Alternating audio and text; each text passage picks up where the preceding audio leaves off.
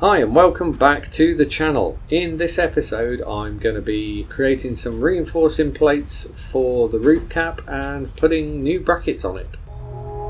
First things first, we need to trim away the old fiberglass out of the cap. Originally these had some metal plates in there with some nuts on the backside for you to screw through. You may have seen some of that stuff fall out when we took the cap off. This is all rusted away. The fiberglass that's in there is pretty gone as well, so I'm cutting the loose stuff out, trying to get rid of all of the rust. If you're of a nervous disposition, look away with me using this craft knife. I don't cut myself, so that's all good. So that's what we're doing here, and it's basically rinse and repeat for each bracket.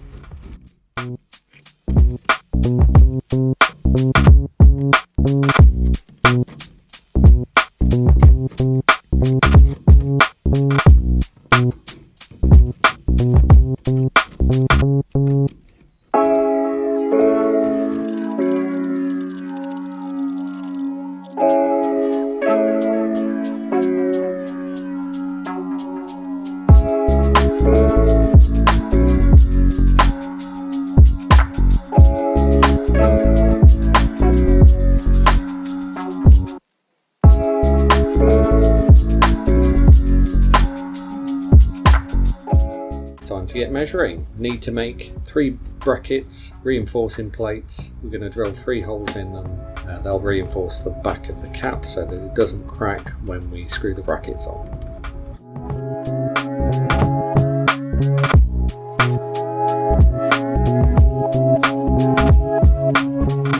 Yep, I should really tidy up before I start work. That's a good idea for the future.